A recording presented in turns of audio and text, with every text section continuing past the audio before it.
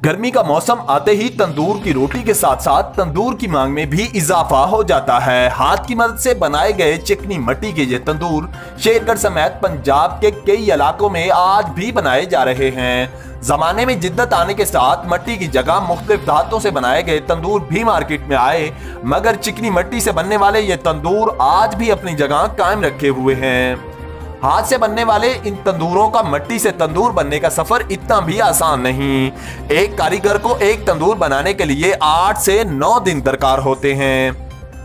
लिया ते बड़ा बैल है, इनू कुट्टी दी कोट ते बनाई दी भेई दी, फिर अपना जी इन मंजराल लियाई दी। एक दिहाड़ी मिट्टी असी एक तंदूरी 2 दियां बनाने असी, उस तो बाद तंदूरी ते बनावन ते 4-5 दिन साढ़े लगते ने। हाथ से तंदूर बनाने वाले ये मजदूर तंदूर की इंतहाई कम उजरत मिलने पे नाला भी दिखाई देते हैं। कैमरा रिपोर्टिंग टीम के साथ गुलाम यासीन खोखर, शेरगढ़।